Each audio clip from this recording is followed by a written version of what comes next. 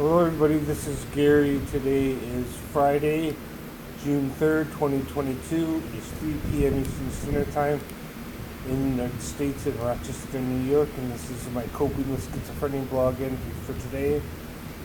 Today I'm doing pretty good. My psychiatric symptoms are not that intense today. My auditory hallucinations are pretty low. They're at a baseline. My paranoia is not that bad. My depression is not that severe, and my anxiety levels are pretty low right now. I'm just getting ready to clean up my apartment. It's been a while since I cleaned it and mopped it and swept it and vacuumed it. Cleaned the bathroom and the kitchen and the living room. Sometimes it gets difficult for people with schizophrenia. It's often very hard to keep up with daily activities of living, I guess you'd call them. For some people that means not brushing their teeth, shaving, showering, bathing, taking laundry to be done, keeping the apartment clean. Sometimes the motivation is a hard thing. I just finished doing my physical therapy exercises, did some work on my computer, so I'm trying to keep to my daily schedule as much as possible. It's one way I continue to feel normal. Today is Friday. Tomorrow I have a dentist appointment. I am getting older and I'm missing some of my teeth, and it looks like I'm going to need dentures. You know you're getting older when your dentist tells you you need dentures. I'm 56 years old. That's one of the reasons I quit smoking 4 months ago, although I'm still using nicotine lozenges. Have no idea when I'll be able to quit those. Motivation is often a very difficult thing when you're suffering from schizophrenia. It's very difficult to always stick to daily schedules and daily activities of living, including personal hygiene and keeping one apartment or house clean and organized in a healthy way.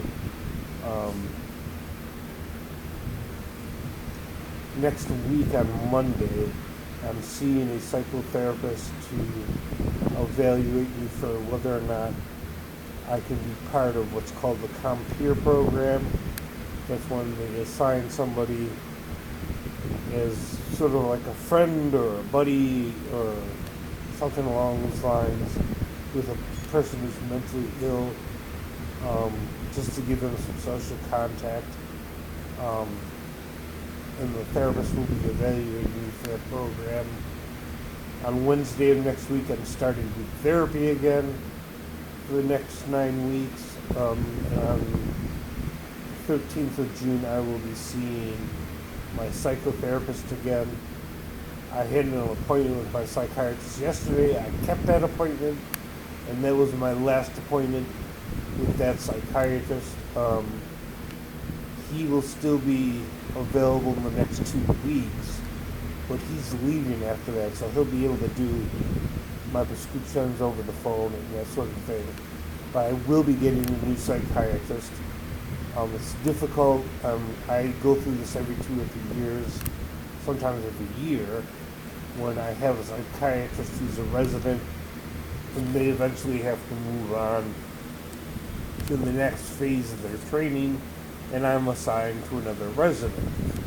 So I'm keeping the same psychotherapist, but I have to switch psychiatrists. And that's always difficult, and it's never very pleasant.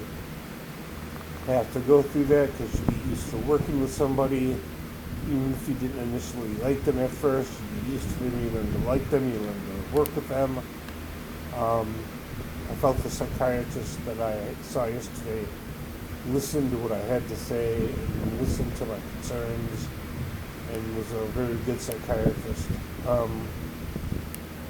I see a psychiatrist at a mostly federally funded community health clinic called Strong Ties, and they are part of the University of Rochester in Rochester, New York. So they are part of a teaching college or a teaching university, which means many of the psychiatrists are residents who are medical doctors, but they're still in career training, and being a resident is part of that. And eventually they move on to the next phase of being taught how to do their jobs and taught how to be medical professionals, which means they're only temporarily residents and they only temporarily work in a particular place. Another example of what a teaching college does is about 3 months ago I had an appointment with my psychiatrist, and he asked if I could have a medical student sit in on the session. I said, I'm fine, I don't have a problem with that. And I didn't. But the point I'm trying to make is it's a teaching college, a teaching university, so it's not unusual for your doctor or your psychiatrist or your nurse practitioner to ask if a medical student can sit in on your exam, whether that's a psychiatric exam or medical exam, or some other type of exam. So I will be switching psychiatrists within the next 2 to 3 weeks and find out exactly who it is I'll be working with and when I will be meeting them. But in the meantime, I have quite a bit to do, quite a bit to keep me busy. My psychiatric symptoms are pretty much under control today. Don't feel too bad, a little unmotivated, a little lethargic, but that's not unusual. Like, comment, share, subscribe.